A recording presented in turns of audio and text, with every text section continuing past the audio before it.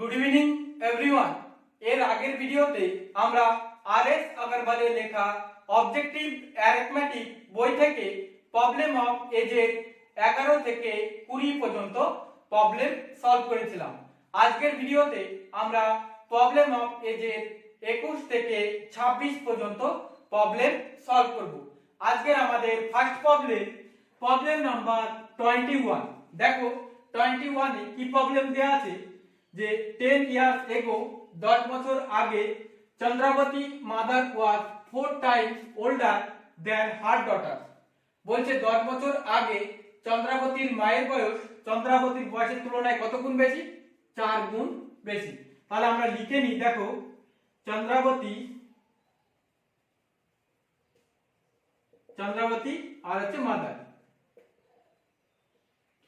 তাহলে দেখো আমরা মনে করছি যে 10 বছর আগে চন্দ্রাবতীর বয়স যদি 1 হয়, 10 বছর আগে চন্দ্রাবতীর বয়স যদি 1 হয়, তাহলে 10 বছর আগে তার মায়ের বয়স কত হবে? চন্দ্রাবতীর বয়সের কত গুণ? 4 গুণ ইকুয়াল টু 4। এটা কত বছর আগে? 10 years ago। এরপর দেখো কি বলেছে, আফটার 10 years মানে 10 বছর পরে the mother will be twice older than the daughter। বলছে যে 10 বছর পরে চন্দ্রাবতীর মায়ের বয়স চন্দ্রাবতীর বয়সের তুলনায় কত গুণ বেশি হবে? 2 গুণ। তাহলে আমরা যদি মনে করি যে চন্দ্রাবতীর বয়স যদি 10 বছর পরে চন্দ্রাবতীর বয়স যদি 3 হয়, তাহলে চন্দ্রাবতীর মায়ের বয়স কত হবে? চন্দ্রাবতীর বয়সের তুলনায় কত গুণ বেশি? 2 গুণ। কারণ চন্দ্রাবতীর বয়স ইনটু 2 ইকুয়াল টু কত? 6। এটা কি বলেছে? 10 বছর পরে আফটার 10 ইয়ার্স। এরপর দেখো কি বলেছে, the present age of Chandrabati is. বর্তমানে চন্দ্রাবতীর বয়স কত সেটা আমাদের বের করতে বলেছে। এটা আমাদের প্রবলেম দেয়া আছে। তাহলে এটাকে আমরা সলভ করি। দেখো এর মধ্যে ডিফারেন্স কত? 4 আর 6 এর মধ্যে ডিফারেন্স 2, আর 1 আর 3 এর মধ্যে ডিফারেন্স 2। তাহলে 2 ইউনিট ইকুয়াল টু আমরা কি লিখতে পারি? এই দুটো যোগ হয়ে যাবে, 10 আর 10 20। তাহলে 1 ইউনিট সমান আমরা কি লিখতে পারি? 20/2 কেটে দাও 2 দিয়ে, তাহলে কত পাবো? 10। তাহলে 1 ইউনিট সমান কত পেলাম আমরা? 10। এই 10টাকে আমরা যদি এই 1:4 এর সাথে আমরা যদি গুণ করে দিই, তাহলে আমরা কি পাবো? 10 বছর আগের বয়স পাবো। কিংবা আমরা যদি এই 3:6 এর সাথে আমরা এই 10টাকে গুণ করে দিই, তাহলে আমরা 10 বছর পরের বয়স পাবো। তাহলে আমরা উপরেরটার সাথে এটা গুণ করে দিচ্ছি। তাহলে চন্দ্রাবতীর বয়স কত? 1 ইনটু কত? 10 ইকুয়াল টু 10। তার মানে 10 বছর আগে চন্দ্রাবতীর বয়স কত পেলাম আমরা? 10। 10 বছর আগে চন্দ্রাবতীর মায়ের বয়স কত দেখো? তাহলে এখানটা চন্দ্রাবতীর বয়স কত? চন্দ্রাবতীর মায়ের বয়স 4 ইনটু কত? 10 ইকুয়াল টু 40। তাহলে দেখো 10 বছর আগে চন্দ্রাবতীর বয়স কত পেলাম? 10। আর চন্দ্রাবতীর মায়ের বয়স কত পেলাম? 40। তাহলে বর্তমানে চেয়েছে আমাদের, তাহলে 10 বছর এটা আগে বের করলাম। তাহলে প্লাস যদি আমরা 10 করি, তাহলে আমরা বর্তমান বয়স পেয়ে যাব। এখানটাও প্লাস 10। তাহলে কত পেলাম আমরা? বর্তমানে চন্দ্রাবতীর মায়ের বয়স কত পেলাম আমরা? 50। আর চন্দ্রাবতীর বয়স কত পেলাম আমরা? 20। বর্তমানে চন্দ্রাবতীর বয়স কত পেলাম আমরা? 20। এটাই আমাদের চেয়েছে, এটা আমাদের অ্যানসার। দেখো the present age of Chandrabati, তাহলে প্রেজেন্ট এজ কত হবে? 20। আর যদি বলতো যে মায়ের বয়স কত বর্তমানে, কত বের করেছি আমরা? 50। দেখো এর পরের প্রবলেম নাম্বার 22। দেখো প্রবলেম নাম্বার 22 তে কি প্রবলেম দেয়া আছে? বলেছে the sum of the age of a father and son is 45 years। বাবা এবং ছেলের বয়সের যোগফল কত দেয়া আছে? 45 বছর। তাহলে আমরা এখানটা লিখে নিই, father plus Son equal to কত? 45 ইয়ার্স। এবার দেখো কি বলেছে, 5 years ago 5 বছর আগে the product of their age was 4 times the father age at that time। বলছে 5 বছর আগে বাবা এবং ছেলের বয়সের গুণফল কি বলেছে? বাবার বয়সের কত গুণ? 4 গুণ। তাহলে আমরা লিখে নিই, দেখো father into Son is equal to কি বলেছে? বাবার বয়সের কত গুণ 4 গুণ, তাহলে 4 ইনটু ফাদার। এটা কত বছর আগে 5 ইয়ার্স এবং 5 বছর আগে। এবার দেখো কি চেয়েছে আমাদের, the present age of the father and son respectively আর, মানে বর্তমানে বাবা এবং ছেলের বয়স কত সেটা আমাদের বের করতে বলেছে। তাহলে দেখো এটা আমাদের প্রবলেম দেয়া আছে, তাহলে এটাকে আমরা সলভ করি। দেখো এখানটায় দু সাইডে এফ আছে, তাহলে ফাদার আর ফাদার আছে, তাহলে দুটোকে আমরা কেটে দিচ্ছি। তাহলে সন সমান সমান কত পেলাম আমরা 4 ইয়ার্স, মানে 5 বছর আগে ছেলের বয়স কত ছিল 4 বছর, তাহলে 5 বছর মানে বর্তমানে কত হবে, তাহলে এখানে প্লাস 5 আমরা করে দেব, তাহলে আমরা এখানে প্রেজেন্ট বয়স পেয়ে যাব ছেলের, তাহলে কত পেলাম আমরা বর্তমানে ছেলের বয়স 9, এটা প্রেজেন্টে না, বর্তমানে ছেলের বয়স কত পেলাম আমরা 9। তাহলে এই 9টাকে আমরা এখানে পুট করে দেব। তাহলে দেখো তাহলে f প্লাস কত 9 ইজ ইকুয়াল টু কত 45, তাহলে f ইজ ইকুয়াল টু দেখো 45 মাইনাস কত হয়ে যাবে 9, তাহলে f ফাদার সমান সমান দেখো ফাদারের বর্তমান বয়স আমরা কত পাবো 45 থেকে 9 মাইনাস করে দাও 36। তাহলে বর্তমানে বাবার বয়স কত পেলাম 36 আর ছেলের বয়স 9, এটা আমাদের অ্যানসার।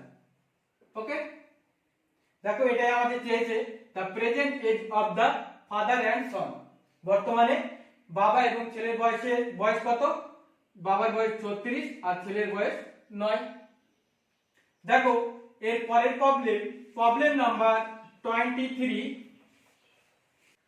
দেখো প্রবলেম নাম্বার 23 তে কি প্রবলেম দেয়া আছে, বলেছে 5 years ago 5 বছর আগে Binoy age was 1/3 of the age of Bikash. বলছে 5 বছর আগে বিনয়ের বয়স বিকাশের বয়সের তুলনায় কত গুণ বেশি, 1/3 গুণ বেশি। তাহলে এটা আমরা লিখে নিই। দেখো বিনয় বিকাশ কি বলেছে যে 5 বছর আগে বিনয়ের বয়স বিকাশের বয়সের তুলনায় কত গুণ বেশি, 1/3 গুণ বেশি। তাহলে এটাকে আমরা কি লিখতে পারি 1:3, কত বছর আগে 5 ইয়ার্স এগো, মানে 5 বছর আগে বিনয় এবং বিকাশের বয়সের অনুপাত কত লিখতে পারি 1:3। এরপর দেখো কি বলেছে and এবং নাও বিনয় এজ ইজ 17 ইয়ার্স, মানে বিনয়ের বর্তমানে বয়স কত দেওয়া আছে 17 বছর, বিনয়ের বর্তমান বয়স কত দেওয়া আছে 17 বছর। এবার দেখো কি বলেছে what is the present age of Bikash, তাহলে বিকাশের বর্তমান বয়স কত সেটা আমাদের বের করতে বলেছে।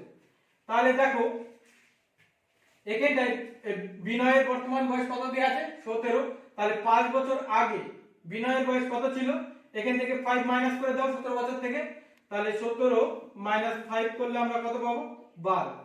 তাহলে 5 বছর আগে বিনয়ের বয়স কত পেলাম আমরা 12।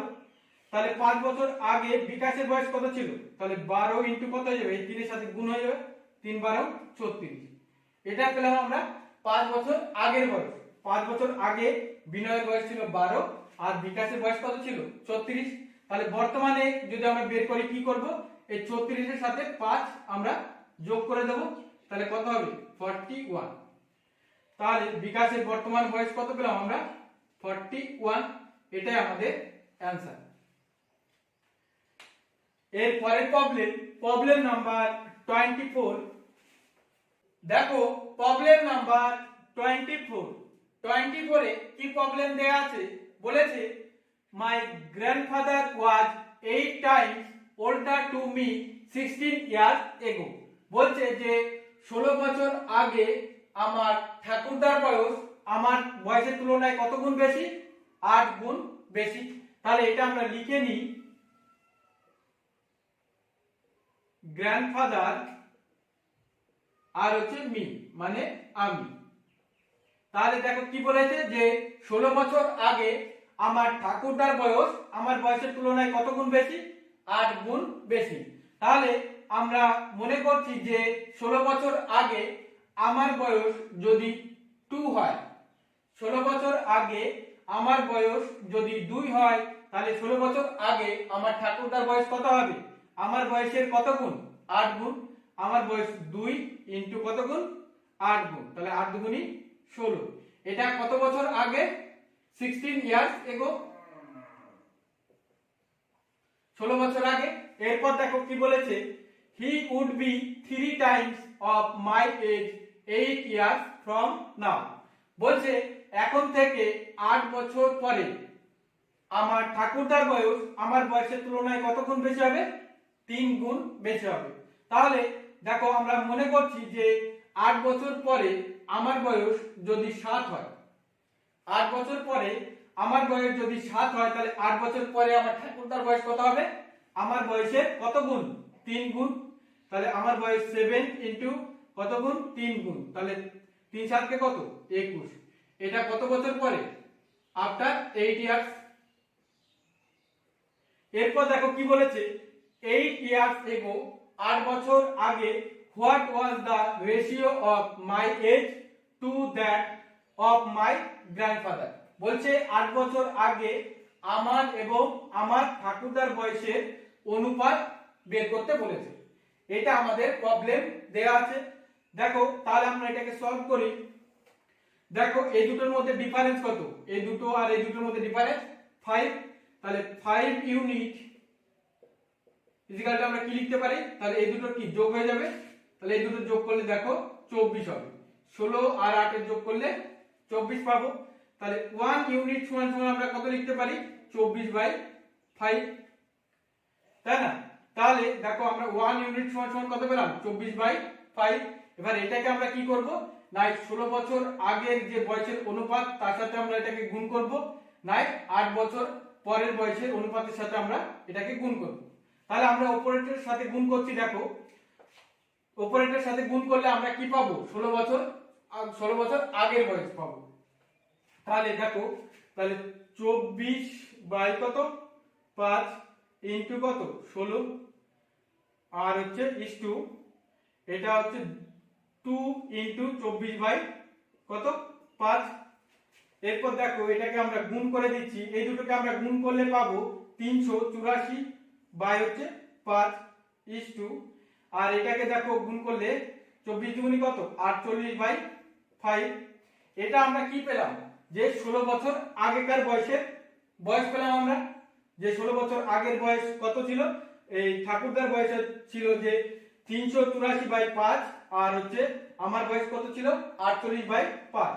এবার আমাদের কি বলেছে যে 8 ইয়ার্স এগো, তার মানে 8 বছর আগে আমার এবং আমার দাদুর বয়সের অনুপাত কত সেটা আমাদের বের করতে বলেছে। তাহলে আমরা এর সাথে কি করব? 8 যোগ করে দেব। তাহলে আমরা কি 8 বছর আগের বয়স পেয়ে যাব আমরা। তাহলে এখানটায় 384/5 যোগ কত? 8 ইসটু এখানটায় 48/5 যোগ কত? 8। এরপরে দেখো আমরা যদি এই দুটো লসাগু করি, দেখো এখানটায় তাহলে লসাগু কত হবে? 5 হবে। তাহলে উপরে যা আছে তাই থেকে যাবে, প্লাস 5। দেখো 8 এর নিচে কিছু নাই মানে কি 1 আছে, তাহলে 5 এর ডাইরেক্ট 8 এর সাথে কি গুণ হয়ে যাবে। তাহলে 5 টা কত? 40 ইসটু এখানটায় লসাগু কত? 5। তাহলে উপরে 48 প্লাস 5 টা 40। এবার এই দুটোকে আমরা যোগ করে দেব। দেখো তাহলে দেখো 384 প্লাস 40 আমরা যোগ করলে কত পাবো? 424 বাই কত? 5 ইসটু এই দুটোকে দেখো আমরা যোগ করলে কত পাবো? 88 বাই কত? 5। এবার দেখো দুটোর নিচে কি আছে? 5 আছে। তাহলে 5 দুটো তুলে দিলাম। এখানটায় কত? 224 ইসটু কত? 88। এবার আমরা যদি 8 দিয়ে কেটে দিই, দেখো 8 দিয়ে 5 8 40, কত থাকছে? 24 থাকছে। তাহলে 3 8 কত? 24 ইসটু 8 দিয়ে কাটলে 8 11 88। তাহলে দেখো দাদু আর ঠাকুরদার এবং আমার বয়সের অনুপাত কত পেলাম আমরা? 53:11। এটা আমাদের অ্যানসার। তাহলে আমার এবং আমার ঠাকুরদার বয়সের অনুপাত কত পেলাম? 11:53। এর পরের প্রবলেম নাম্বার 25। দেখো প্রবলেম নাম্বার 25 এ কি প্রবলেম দেয়া আছে? বলেছে হিতেশ ইজ 40 ইয়ার্স ওল্ড। হিতেশের বর্তমান বয়স কত দেওয়া আছে? 40। তাহলে এটা আমরা লিখে নিই, হিতেশের বর্তমান বয়স কত আছে?